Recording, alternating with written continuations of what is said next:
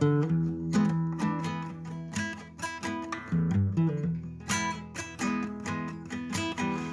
a MeatEater podcast. Welcome to MeatEater Trivia, the only game show where conservation always wins. I'm your host, Spencer Neuharth, and today we're joined by Janis, Brody, Randall, Seth, Marge, Logan, and Nate. This is a 10-round quiz show with questions from MeatEater's 4 verticals, which are hunting, fishing, conservation, and cooking. And there's a prize. MeatEater will donate $500 to the conservation organization of the winner's choosing. For the stat of the week this week, we're looking at win percentage. Brody is our winningest player in MeatEater trivia history and is victorious 39% of games that he plays. Damn! That's a lot. That's followed by Clay at 36%, Steve at 35%, Randall at 34%, and Janis at 22%. Wow. So Brody's played the most games. He's won the most games. Plays don't count. He's played like has the highest win percentage. There's no debate. Brody's the MeatEater trivia GOAT. He is? He is. 100%. We have our 4th ever MeatEater trivia tournament, though, that sometime in the next 6 months will take place. We have 1 victory for Steve, 1 for Brody, 1 for Randall. Maybe that will be the one that settles who the GOAT is right now.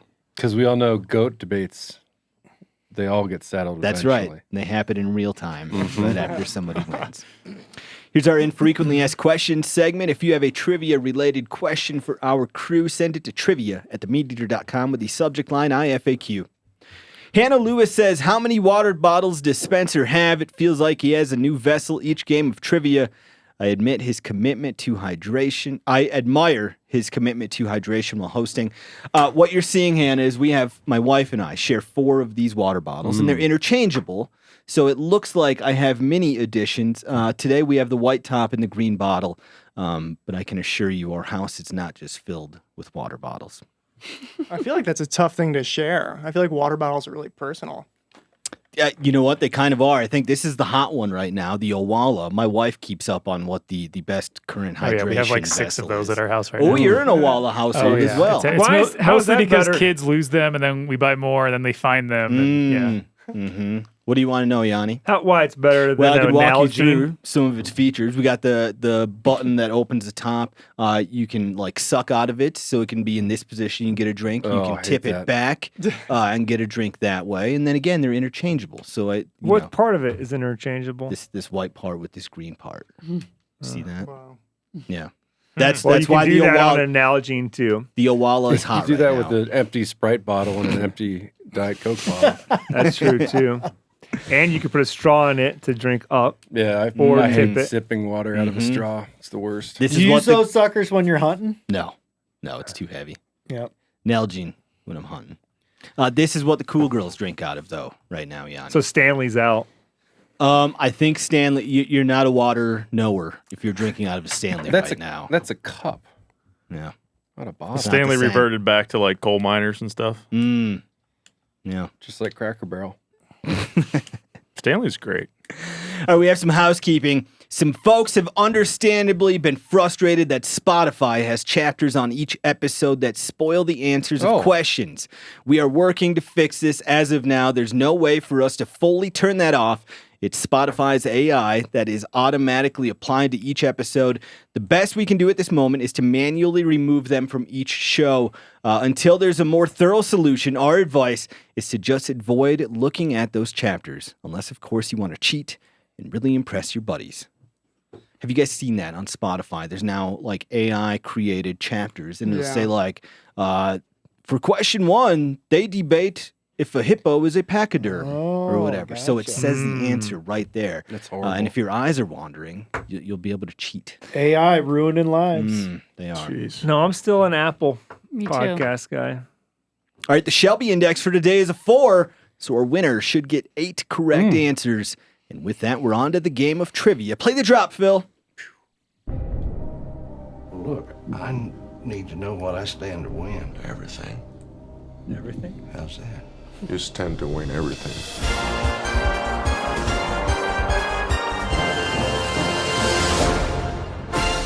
Game on, suckers! Question 1, the topic is conservation, and as always, this will be multiple choice. Which of these national parks is the furthest east? Is it Biscayne, Petrified Forest, Big Bend, or Badlands? Not the furthest east of all 63 or 64 national parks, the furthest east of these four. Is it Biscayne, Petrified Forest, Big Bend, or Badlands? Randall, I heard you would have been victorious with a perfect game. Oh yeah, he was episode. talking. He was talking all about it. wow. I just think it was like a good set of questions for me. Oh, thank you. Oh, Well, Yeah. you could have moved it to Tuesday, and I could That's have right. attended. I could have. No, we can't record on Tuesdays anymore. It's too close to the deadline. No. You will not get any more days where we are recording 24 hours in advance. So, Oh God. could not move it to Tuesday for you. Which of these national Tough. parks is the furthest east? Biscayne, Petrified Forest, Big Bend, or Badlands? Is everybody ready? Go ahead and reveal your answers. We have Logan saying Badlands, Nate, Badlands, Seth, Badlands, Randall, and Janis, and Marge, and Brody say Biscayne. They Got got a lot it. of Drake fans on this side of the room. The correct answer is Biscayne. Petrified Forest is located in Arizona. Big Bend is in Texas. Badlands is in South Dakota. And Biscayne is in Florida. The park is within sight of Miami and protects everything from shipwrecks to manatees. It is located about 1,400 miles further east than Badlands or Big Bend. I think I've done some fishing in that park. Mm-hmm. Have Big you? bonefish in there. Is it, or is Biscayne Bay? Is that part of it? Yeah, I Okay. mean it's that same zone. Yeah. Question 2, the topic is gear. This next great question is via Larry Ziegler. Yeti announced in 2024 that they acquired this backpack brand.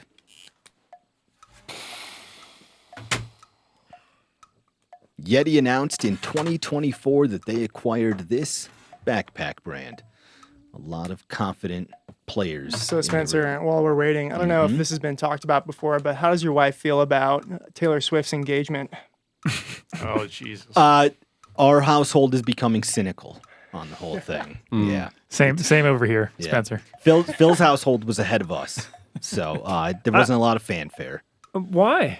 You were such a Swiftie not that long Well, I ago. could still be a Swiftie and enjoy the music. You don't believe in and true the love, huh? extracurriculars. Don't believe in it. We could discuss off air. Yeti announced Or in on air. 2024 that they acquired wow. this Now I'm even more backpack intrigued. brand. I just think it's a real huge boon for the Cincinnati Bearcats. I'm hoping our recruiting class next year is stronger because of We it. could. Both Kelsey brothers went there, right? Mhm. It's crazy. True love blossomed right before the season. Oh, are you one of those conspiracy No, guys? I Nate's just think on it's board. crazy. Everything's so crazy. manufactured and Yeah. and fake. Not every moment has to be like a commercial opportunity. Oh, but that's what they're doing with it? It's far beyond just like their relationship. We don't need to spend a lot of time talking about this. I don't know, Spencer, you're kind of coming alive I'll right give now. you all the details. I think your afterwards, Johnny. instincts on this are correct. I think that we're losing listeners. Maybe over a 40 of Mickey's. Yeah. I still think she makes good music. I like that her fandom has created this whole other universe where folks are very passionate about things in a way that people who care about Star Wars. or I the thought you NFL wanted to are. move on. Is everybody ready? I wish Taylor the let's do best. it. Let's That's right. do it. Go ahead and reveal your answers. We have Logan and Nate and Seth and Randall and Janis and Marge and Brody saying Mystery Ranch. They got it. The correct answer is Mystery Ranch. Yeti purchased Mystery Ranch for $36 million in January 2024. Less than 10 months later, rumors began to swirl that Yeti planned to sunset the brand in 2026. Yeti softly denied those claims, saying they're excited about the future of Mystery Ranch's hunt and outdoor products. People in this room did very well because that is a local brand. I was going to say we could file that under Bozeman gossip. No, this was covered in magazines, Oh, podcasts. I know, but it also squarely fits Sure. within the realm of That's Bozeman right. gossip. You know, they made a scene on the runway in New York Fashion Week. Ooh, I Mystery did not know Ranch. this. With Chloe. They did a whole fanny pack thing. Good for which them. was odd, I thought, but cool. Question 3, the topic is hunting. Gunblank.com claims to be, quote, the world's largest online marketplace for firearms, ammo, and accessories. Or quick answers in the room. Gunblank.com claims to be the world's largest online marketplace for firearms, ammo, and accessories. I'm looking forward to Randall's review. Yeah, Randall, how many hours have you spent on this website? Oh, countless. Hundreds. I was just trying to think of how many guns I've bought on it. How many have you sold there, you think? Is it more? I don't sell online.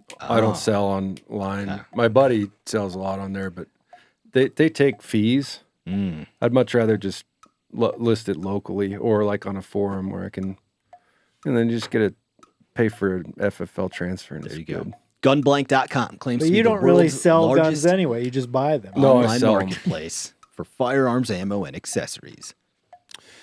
Yeah, I was a bigger fan of Arms List, but they shut that down. So, Dude, RIP. yeah, Montana Gun Trader is a serviceable substitute. What are your thoughts on tax swap? I don't. Tax swap sounds a little too Add it to the intense list. for me. Is everybody ready? Go ahead and reveal your answers. We have Logan and Nate and Seth and Randall and Janis and Brody saying broker. Marge without an answer. The correct answer is gunbroker.com. Gunbroker.com has sold over 31 million items related to firearms. They are an auction-based website with 8 million registered buyers and sellers. Their inventory includes 37,022 long rifles and 69,000 12-gauge shotguns. I've only bought one. You want to know what it was? Sure. Yeah. It was the Model 70 that's not pre-64, but that G series that was made like the pre-64s. You following me? The good one they made after they were bad. Yeah. Yeah. Yeah. I had one of those, That too. it had the controlled extraction instead of the push feed, Did you Mauser buy it from style. Brody? No, I bought it from Gunbroker. Yeah, right. It's in a 6.5 Swede, which is one of Chuck Hawks's. If you ever read his website, one of his all-time I like his tables that one he of his provides. favorites. Yeah. Was that a competitive auction for that gun? I don't know if it was competitive. I knew that I was going to have to pay a pretty penny for it because it was prime condition, and I ended up paying just about what I thought I'd have to pay for it. Okay. Randall, give me a story from gunbroker.com. Well, I just trying to think. I bought my HKUSC from there. Oh, that's your most recent purchase, right? That's my most recent Gunbroker purchase. Was yes. that competitive? No, it wasn't. I got it for a song. But then the really interesting thing is I found an auction. I hope this doesn't get anybody in trouble, but I found an auction for some magazines that I needed. And then I started clicking around and I realized that this guy was local. And so I circumvented Gunbroker. Well done. And just met up with him in person and did the old face-to-face cash deal like I like to at a truck stop. Good for you. And he's a great guy, too. We had a really interesting talk. He's a real collector. That can't happen when it's just an anonymous auction. That's the thing. You lose the human touch. Question 4. The topic is fishing. What state is Lake Pontchartrain? The spelling on that is Pontchartrain.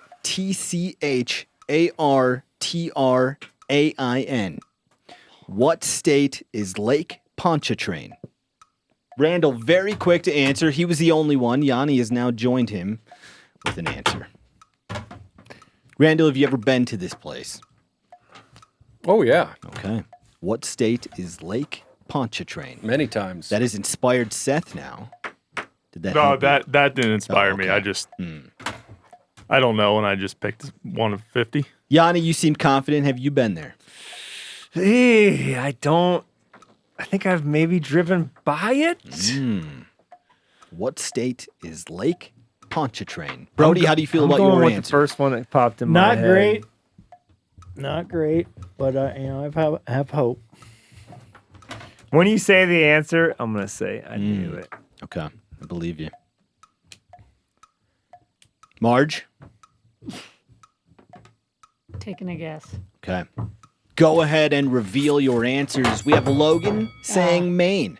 Nate, Minnesota, just playing the odds there. Seth, Texas. Randall, Louisiana. Janis, Louisiana. Marge, West Virginia. Brody, Louisiana. The correct answer is Louisiana. At 631 square miles, Lake Pontchartrain is the 11th biggest lake in the United States, but despite its name, it's technically an estuary instead of a lake. Pontchartrain is best known for its speckled trout and redfish, as well as the world's longest continuous bridge over water. Randall, give me a Pontchartrain story now, since you've been there so many times. Well, I mean, you drive over it if you're going up to Baton Rouge or Lafayette or wherever. But a good friend of mine, Chris Macaluso, loves to fish Lake Oh, he did 1 Pontchartrain. minute fishing On Is that Lake right? Pontchartrain. Was he successful? No, and he also had his camera at the weird angle, so it just kind of looking up at his bottom of his shirt. But great guy, he loves it. I would like to make it down there and actually get on the water someday, but I have driven over it many times. Yanni, do you remember the bridge? Have you been on the world's longest Did we drive over bridge? it from New Orleans to Venice? No. I don't think so. I don't think so.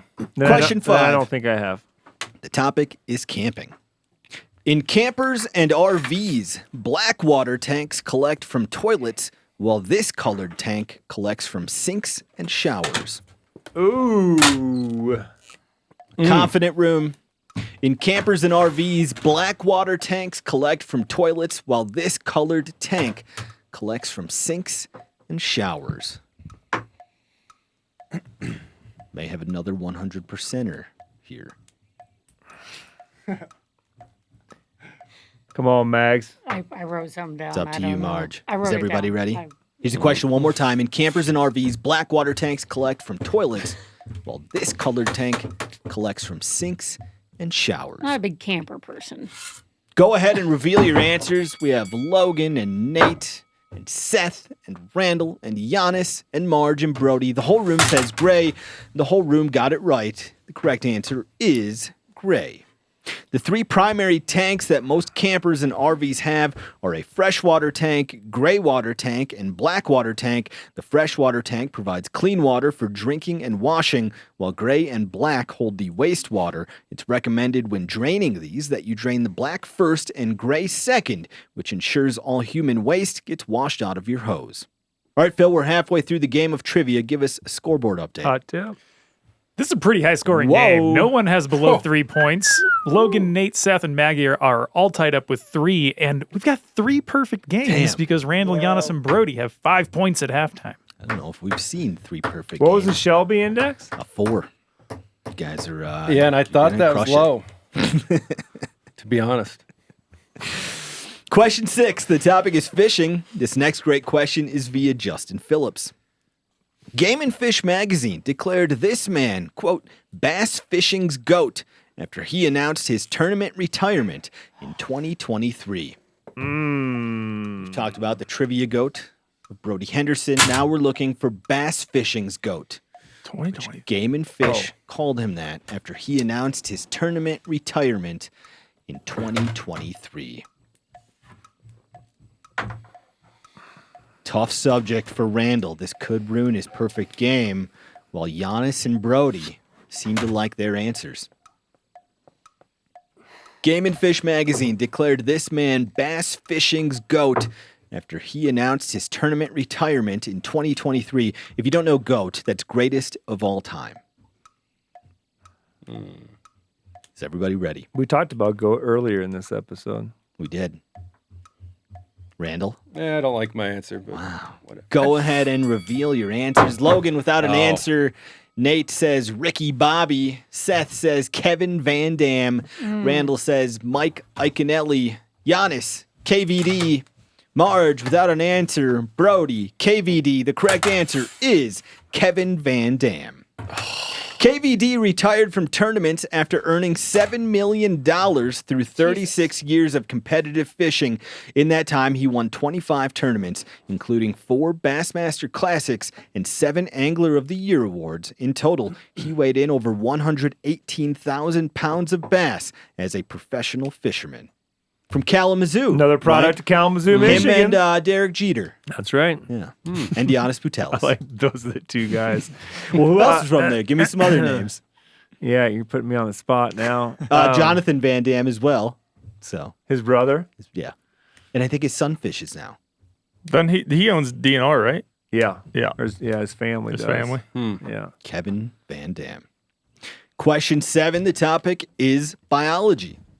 Noah defines this 8-letter word as, quote, the examination of the dead body or carcass of an animal.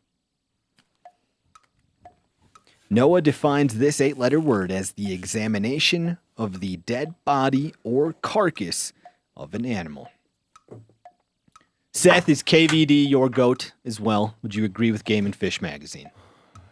Yeah. I mean, he's the stats certainly don't lie. Yeah, I don't know how you'd argue with it. And he was kind of around maybe at like one of bass fishing's peaks when it had ESPN airtime, when it was like as cool as it could be, and he was still winning all these tournaments. Yeah. Noah defines this 8-letter word as the examination of the dead body or carcass of an animal. 8 letters, huh? 8 letters. Whew. Randall lost his perfect game. Randall, do you know who KVD is? I do, and I should have known that because when I was down in Springfield, Missouri, I got to go through the Bass Fishing Hall of Fame. Oh. And there's a big old KVD thing there, but I couldn't think of any tournament anglers except for Mike Iaconelli, and I kept thinking Jimmy Houston and Bill Dance. Is everybody ready? Just didn't get me anywhere. Noah defines this 8-letter word as the examination of the dead body or carcass of an animal. I knew. Go ahead and reveal your answers. We have Logan saying autopsy, Nate and Seth and Randall and Janis and Brody saying necropsy. Marge without an answer. Correct answer is necropsy. An autopsy is to humans as a necropsy is to animals. These are commonly done by vets, biologists, and game wardens. Tony Peterson thinks performing necropsies will make you a better hunter. To hear the reasoning why, go read his article on the MeatEater.com called Why Deer Hunters Should Always Perform a Necropsy. Oh, you should be doing that stuff with your kids after they kill one. That's right. It's great. Learn a lot of stuff. I agree. I like to promote this idea as well. Especially if you're interested in terminal ballistics. Yes, sir. Or what a deer's been eating. Or the wound channel that your projectile makes. Well, both are equally important. That's right. You'll be a more informed hunter if more you just poke around in there. Question 8, the topic is cooking. And this next great question is via Colin T.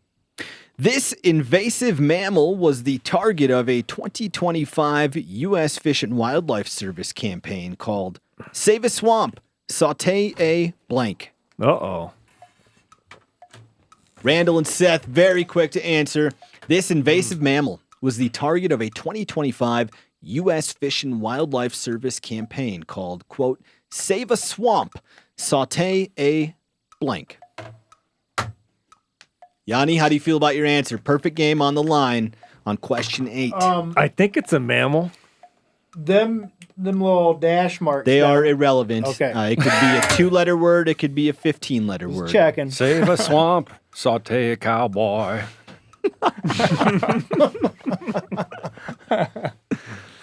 This invasive mammal was the target of a 2025 U.S. Fish and Wildlife Service campaign called Save a Swamp, Saute a Blank. Big and Rich was my favorite country group when I was a kid because they loved South Dakota. Oh. They loved coming there and performing on their first album, Horse of a Different Color. Their license plates on their motorcycles were South Dakota plates. The name is Big and Rich? Big and Rich, that's right. John Big, Rich. John Rich and Big Kenny. That's right. They split up for a while, Yanni. It was kind of a devastating moment for Big and Rich fans, but now they're back together. I didn't realize that. This invasive mammal was the target of a 2025 U.S. Fish and Wildlife Service campaign called Save a Swamp, Saute a Blank. Their solo careers did not work out. They just had to reunite. They couldn't be just big or just rich. Didn't work. Hall and Oates. Were you a Big and Rich fan, Seth? Yeah. How about Cowboy Troy? Yeah, Cowboy I Troy. was just thinking Cowboy Troy like So 30 seconds Cowboy ago. Troy. Yeah. Is everybody ready? Go ahead and reveal your answers. We have Logan saying the famous mammal iguana. Nate saying the famous mammal snake. We have Seth saying nutria. Randall, nutria. Janis, nutria. Marge without an answer. Brody, nutria. They got it. The correct answer is nutria. I couldn't remember. I was like, iguana doesn't make sense. It's also not a mammal. Big brown. It's a rodent. federal agency. It's not going to rhyme. Nutria are originally from South America. They destroy North American wetlands by eating the roots of native plants, which accelerates erosion and turns marshes into open water. The U.S. Fish and Wildlife Service encourages their harvest, saying nutria have lean, mild flesh that tastes like rabbit or the dark meat of a turkey. The Louisiana Department of Wildlife and Fisheries shares recipes on their website for nutria gumbo and nutria jambalaya. All right, Phil, we have 2 questions left. Give us a scoreboard update. Let's see here. Looks like Logan, Nate, and Maggie are out of the running for the win. We've got Seth with 6 points, Randall with 7, and tied up with a perfect game still are Janis and Brody with 8. Here's question 9. The topic is getting hot in here. Frontiersman. Frontiersman Davy Crockett died on March 6, 1836 in this modern city. Brody and Randall.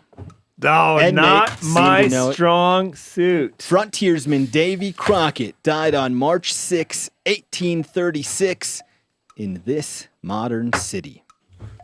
I can tell you the state. Does that get me anything? Not enough. Frontiersman Davy Crockett died on March 6th, 1836 in this modern city. Nate, do you know this one? How about a little think so. Davy Crockett for us, Randall? Let her rip. Davy. I felt like we had a chorus there. I was and going to start everybody from the dropped beginning. out. You guys started at the chorus. I don't really have the whole number Born down. on a mountaintop in Daniel. There you go. Oh, that's right. Perfect. Yanni, how do you feel about your answer? It is a city in this great state. Okay. That's a hint. Is everybody ready? Go ahead and reveal your answers. We have Logan saying New Orleans, Nate saying San Antonio, Seth, Nashville, Randall, and Janis, San Antonio, Marge, Philadelphia, Brody, San Antonio. The correct answer is San Antonio. Thousands of Mexican soldiers stormed the lightly defended Alamo in San Antonio the day Crockett died. Some historians say he went down fighting with a heroic last stand, while others claim he surrendered and was executed. For more on this controversial subject, go read Pat Durkin's article on the MeatEater.com called "Did Davy Crockett Go Down Swinging?" Has anyone been to the Alamo? Yep. I have. Yep. Marge, you Should've didn't known know that. Davy Crockett died there. I guess I didn't read enough plaques. Tell me about the Remember that visit you had there, Brody. It was, it's cool. You go into a little like it's chapel museum, I think they call it, isn't it? I think so. Yeah, there's some cool stuff in there. We weren't there long. We were just passing through San Antonio on our way down to Padre Island, so we didn't stay long. Who else died there? Bowie? Everyone. Pretty much. Except for, what's his name? The Mexican general. Santa Ana. Yeah. Here's a correct answer review so far. 1 was Biscayne National Park. 2, Mystery Ranch. 3, gunbroker.com. 4, Louisiana. 5, Gray. 6, Kevin Van Dam. 7, Necropsy. 8, Nutria. 9, San Antonio. Phil, how's the scoreboard look going into question 10? Well, the standings remain the same with Brody and Janis still at their perfect game, 9 points, and Randall 1 point behind at 8. Question 10, the topic is hunting. This is our listener question of the week, which was won by Sam Woodward for sending this great question. Sam is going to get a board game signed by the crew. If you want a chance to win the listener question of the week, then send your question to trivia@themeateater.com. According to Pheasants Forever, this is the peak egg-laying month for pheasants.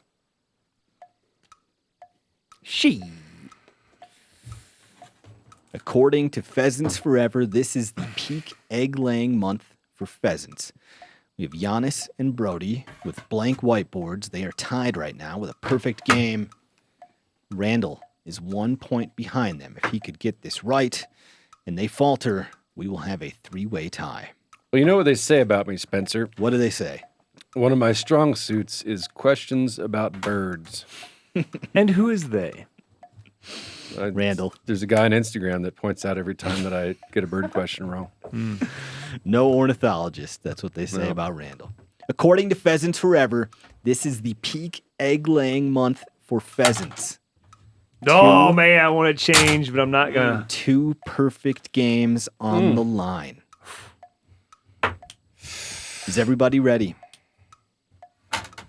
Yes. Go ahead and reveal your answers. We have Logan saying June, Nate, April, Seth, May, Randall, March, Janis, May, Marge, May, Brody, May. The correct answer is May. We have 2 perfect games between Brody and Janis. The average hen lays a dozen eggs that take 23 days to hatch. This is a taxing process that can cause a pheasant to lose 75% of their body fat and 10% of their body weight. They then hit their poorest physical condition in August, which is when they're most susceptible to disease and predators. All right, we're headed to overtime. Play the drop, Phil. Tiebreaker. The tiebreaker will be a numerical question. We are down to Brody and Janis. Can I just comment on that drop? Like, got? that feels so intense to me. I feel like my life is on the line. Yeah, that's a good one. That's how it should feel. That's like that Arnold Schwarzenegger movie. Was he like Running Man or Running something Man. like that? Yeah, like, I feel Stephen like I'm King. about to enter into like something like that. Well, when there's that a drop plays. $1,000 donation on the line because you two boys put up perfect games today, and it could go up to $1,100 if one of you gets this right on the nose. I find that drop very relaxing. So. All right, everyone in the room will play along, though, because if somebody gets this right on the nose, MeatEater's going to add that extra $100. We've already doubled the donation today. Let's see if we can get some more. One more question. Have we had a perfect game tiebreaker One before? time. That has happened one time in MeatEater trivia history. I think this is like episode 180. So it's now happened twice. If I lose in our history. after the overtime, do I still get the perfect game? Yeah, you'll be credited with a perfect game. Have you had a perfect game before? I don't know. Okay. Maybe. A lot of history to be made here. All right, the tie-breaking subject is nature. What percentage of Americans think they could beat a bald eagle in an unarmed fight? A bald eagle, that'd be like fighting Brody. What percentage of Americans? You're the eagle. The Latvian eagle. I know. I thought you said a bald ego. I did. Yeah, that's good. What percentage of Americans think they could beat a bald eagle in an unarmed fight? This is via a 2021 poll. Who did the polling? I think it was YouGov. It was like a pretty official. Let me see if I can. Government agency asked this question? Oh, YouGov is like just a website, isn't it? I don't know.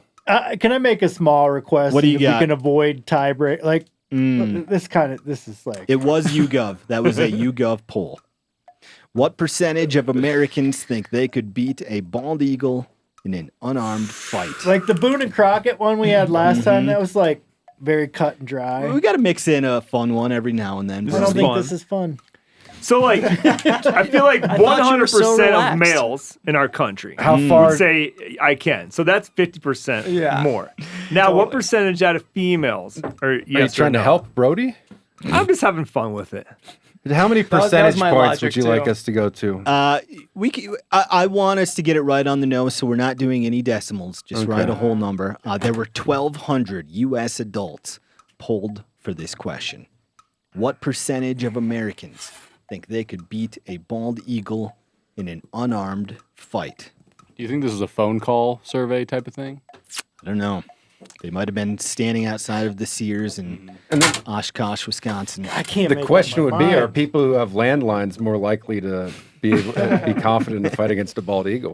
Again, 1,200 Americans were surveyed for this question. They're probably more traditional, so they likely have a higher reverence for the capabilities of our nation's But more confidence in their fighting skills. They leave the question a little open-ended. So what does it mean to beat the bald eagle? Like, did you just defeat it and it can't wrestle you anymore, or is it dead? You just killed the thing. I don't know. I think whenever I think of interpretation. beating a bird, I think of it not being able to fly away. Usually when I fight a bald eagle, I break its neck. Flightless birds. Is everybody ready? Go ahead and reveal your answers. We have Logan saying 53%, Nate 69, nice, Seth 67, Randall 87, Marge 52. And our 2 players left. We have Brody saying 62, and Yanni saying 78% of Americans could beat a bald eagle in an unarmed fight. Did someone get it right on the nose? The correct answer is 30%, making Brody our winner. Wow. He was 32 percentage points. Totally a landline poll. Bunch of old people. I think, again, you have to consider they're doing this survey, like outside of a Sears in Wisconsin. Not everyone is like, yeah, I could whoop. Have those people seen a bald eagle? No. 30% of Americans think they could beat one in a fight. In that same 2021 poll, Good job, Brody. only 18% of Britons said they could beat up an eagle, and men were more confident than women, with 39% of American men versus 22% of American women saying they'd win the fight. The study found that American women and British men have about the same confidence of winning fights with kangaroos and wolves. No, I've never really bought into the whole crisis of masculinity thing, but that 39% number has me concerned. It's even deeply worse concerned. if you're on the other side of the Atlantic. That tracks. Those folks really don't believe in their animal fighting ability. So Brody, who did not like the question, is the winner. Brody, where is that $1,000 donation going today? Oh, it's $1,000. $1,000. We've done this in the past. You could split it up into 2 $500 I'll let donations. Janis pick for $500. No, give someone the big grand. There you go. Make their day. Splash it. I'm gonna go Mule Deer Foundation. Mule Deer Foundation. I think Brody is their biggest donor on behalf of MeatEater Trivia. What do you like about Mule Deer Foundation? I like big Mule Deer bucks. And you like their hats. Yeah, You're not send wearing me a one right hat. now. I like that hat with the silhouetted kinda buck with a retro. sunrise. Yeah, I need one of those. There you go. $1,000 via MeatEater and Brody going to the Mule Deer Foundation. Well done, Janis. Thanks. Very close. Very. Not good enough. No. It's like finishing a 100-mile race, but not, getting first place. Still feel real good about it. Made it to the end. Join us next week for more MeatEater Trivia, the only game show where conservation always wins. Thanks, Spencer. Thanks, Spencer. Yeah, Spencer from South Dakota, he's the host. Using those smooth, mellow tones, he lays them questions down.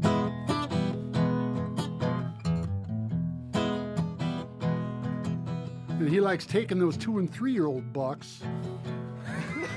And he's an avid amateur rock hound.